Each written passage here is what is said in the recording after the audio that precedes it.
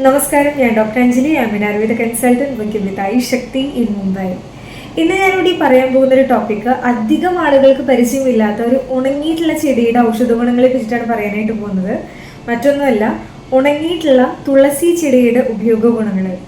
നമ്മുടെ ഹിന്ദു മതത്തിലേക്ക് വളരെയധികം പ്രാധാന്യം നൽകുന്ന ഒരു ചെടിയാണ് ഈ തുളസി എന്ന് പറയുന്നത്. ധാരാളം ഐശ്വര്യ ഗുണങ്ങൾ നൽകുന്ന ഒരു കാര്യമായിട്ടാണ് നമ്മൾ കണ്ടുവരിക. സെയിം അതുപോലെ തന്നെ അത്രയും മെഡിക്കൽ പ്രോപ്പർട്ടീസ് ഉള്ള ഒരു കാര്യം കൂടിയാണ് ഈ തുളസി എന്ന് പറയുന്ന ഒരു സസ്യം. ചൂടുകാലൊക്കെ വരുന്ന സമയത്ത് നന്നായിട്ട് തുളസി നന്നായിട്ട് ഉണങ്ങിയൊക്കെ പോകും. അപ്പോൾ നമ്മളൊക്കെ എന്താ ചെയ്യുക, അതങ്ങ് വലിച്ച് പറിച്ചാൽ കളയും. പക്ഷെ ഇനി ആരും അത് പറിച്ച് കളയരുത്. കാരണം ഈ ഉണങ്ങിയിട്ടുള്ള തുളസിയുടെ ചെടി കൊണ്ട് വളരെ അമേസിങ് ആയിട്ടുള്ള, അധികം ആർക്കും അറിയാത്ത വളരെ ബെനിഫിറ്റ് ആയിട്ടുള്ള 3 കാര്യങ്ങളാണ് ഇന്നത്തെ വീഡിയോയിൽ ഞാൻ പറയാനായിട്ട് പോകുന്നത്.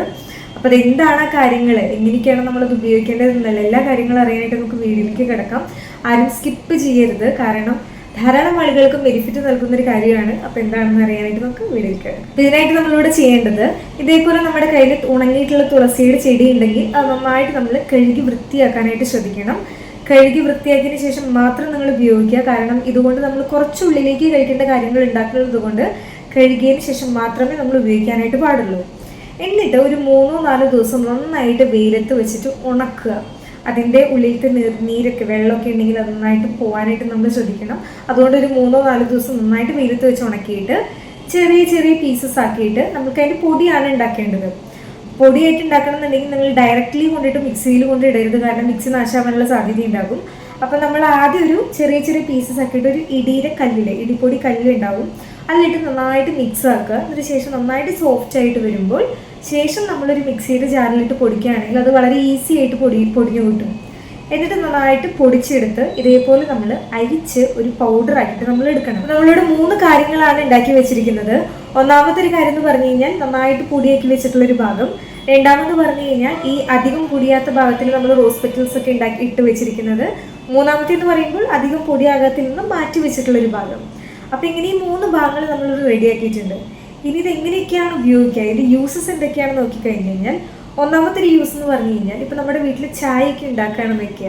ഇപ്പോൾ കട്ടൻ ചായ ആണെങ്കിലും പാൽ ചായ, എന്ത് തരം ചായ ആണെങ്കിലും ചായ ഉണ്ടാക്കുന്ന സമയത്ത് അതിലേക്ക് നമ്മൾ ഈ റോസ് പെറ്റൽസ് ഒക്കെ ഉണ്ടാക്കി വെച്ചിരിക്കുന്ന ഈ ഒരു മിശ്രിതം ഉണ്ടല്ലോ, അതിൽ നിന്നൊരു 1/4 ടീസ്പൂൺ നമ്മൾ ചായയിലേക്ക് ഇട്ട് കൊടുത്തു കഴിഞ്ഞാൽ വളരെ നല്ല സ്വാദും അതുപോലെ തന്നെ നല്ലൊരു മണമായിരിക്കും ചായക്ക് ഉണ്ടാകുക. അതുപോലെ തന്നെ ധാരാളം ആരോഗ്യ ഗുണങ്ങളുമാണ് ഈ ഒരു ചായക്ക് നമുക്ക് കിട്ടുക.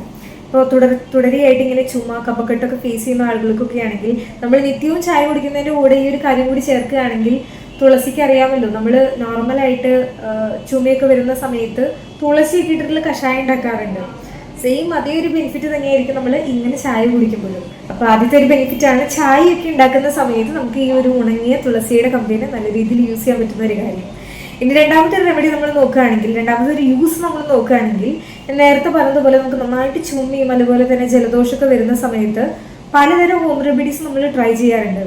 പക്ഷേ ഈ ഒരു റെമഡി നിങ്ങൾ തീർച്ചയായിട്ടും ട്രൈ ചെയ്യണം. ഇതിനായിട്ട് നിങ്ങൾ എന്താ ചെയ്യേണ്ടതെന്ന് വെച്ച് കഴിഞ്ഞാൽ, നിങ്ങളൊരു 1/2 ഗ്ലാസ് വെള്ളം ഒരു പാനിൽ നന്നായിട്ട് തിളപ്പിക്കാനായിട്ട് വെക്കുക. അതിലേക്ക് നമ്മൾ ഈ റോസ് പെറ്റൽസ് ഒന്നും ഇടാതെ അധികം പൊടിയാത്തൊരു ഭാഗം നമ്മൾ മാറ്റി വെച്ചിട്ടുണ്ടായിരുന്നല്ലോ, അതിൽ നിന്ന് ഒരു 1/2 ടീസ്പൂൺ എടുത്തിട്ട് ഈ വെള്ളത്തിലേക്ക് നമ്മൾ ഇടുക.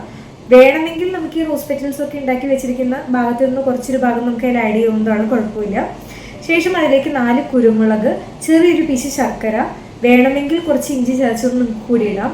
നന്നായിട്ട് തിളപ്പിച്ചിട്ട് നന്നായിട്ട് അടച്ച് വെക്കുക. അപ്പം തന്നെ നമ്മൾ അരിച്ചെടുക്കരുത്, കുറച്ച് നേരം നന്നായിട്ട് അടച്ച് വെക്കുക. ശേഷം ഒരു ചെറിയൊരു ചൂടോട് കൂടിയിട്ട് രാവിലെ അല്ലെങ്കിൽ രാത്രി നമ്മൾ ഭക്ഷണത്തിന് ശേഷം നിങ്ങൾക്കിത് കുടിക്കാവുന്നതാണ്. ചെറിയ കുട്ടികളൊക്കെ ആണെങ്കിൽ ചെറിയൊരു ഡോസിൽ മാത്രം കൊടുക്കുക. മുതിർന്നവരൊക്കെ ആണെങ്കിൽ ഈ 1/2 ഗ്ലാസ് നമുക്ക് കുടിക്കാവുന്നതാണ്. ഏതെങ്കിലും ഒരു നേരം കുടിക്കുക. കുറച്ച് നാൾ കണ്ടിന്യൂസ് ആയിട്ട് നമ്മൾക്ക് കുടിക്കുമ്പോൾ തന്നെ നമുക്ക് കാണാൻ പറ്റും നന്നായിട്ട് ചുമ അല്ലെങ്കിൽ കഫക്കെട്ടിൻ്റെ ഒക്കെ ഒരു ഫ്രീക്വൻസി നല്ല രീതിയിൽ കുറഞ്ഞു വരുന്നതായിട്ട് കാണാനായിട്ട് സാധിക്കും. ഈ അവസാനത്തെ നമ്മുടെ മൂന്നാമത്തെ വളരെ ഇമ്പോർട്ടൻ്റ് ആയിട്ടുള്ളൊരു യൂസാണ്. കൂടുതലും ടീനേജേഴ്സ് ആയിട്ടുള്ള ആളുകൾക്ക് ഉണ്ടാകുന്ന ഒരു പ്രശ്നമാണ് മുഖക്കുരു അല്ലെങ്കിൽ മുഖക്കുരു വന്നിട്ടുള്ള പാടുകൾ എന്നൊക്കെ കാര്യങ്ങൾ. അവർക്ക് എല്ലാവർക്കും നല്ല രീതിയിൽ ഉപയോഗിക്കാൻ പറ്റുന്ന ഒരു ടിപ്പാണിത്.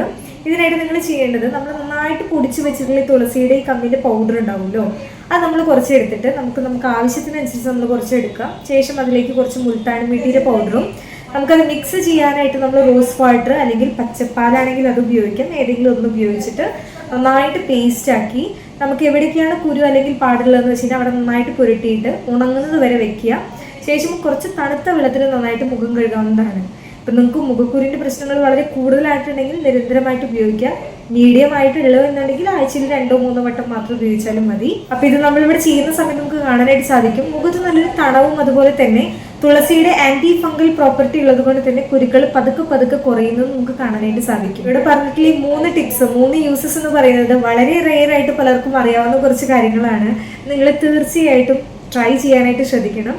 അപ്പോൾ വീഡിയോ ഇഷ്ടമായെന്ന് വിചാരിക്കുകയാണ്. വീഡിയോ ഇഷ്ടമായില്ലെങ്കിൽ ഉപകാരപ്പെട്ടു എന്ന് തോന്നിക്കഴിഞ്ഞാൽ മറ്റുള്ളവർക്കും കൂടി ഷെയർ ചെയ്ത് കൊടുക്കുക. ലൈക്ക് ചെയ്യാനും കൂടി ശ്രദ്ധിക്കണം. പുതിയ ആരെങ്കിലും ഉണ്ടെങ്കിൽ ചാനൽ സബ്സ്ക്രൈബ് ചെയ്ത് സപ്പോർട്ട് ചെയ്യാനും കൂടി മറക്കരുത്. മറ്റൊരു വീഡിയോയിൽ വീണ്ടും കാണുന്നത് വരെ നന്ദി, നമസ്കാരം.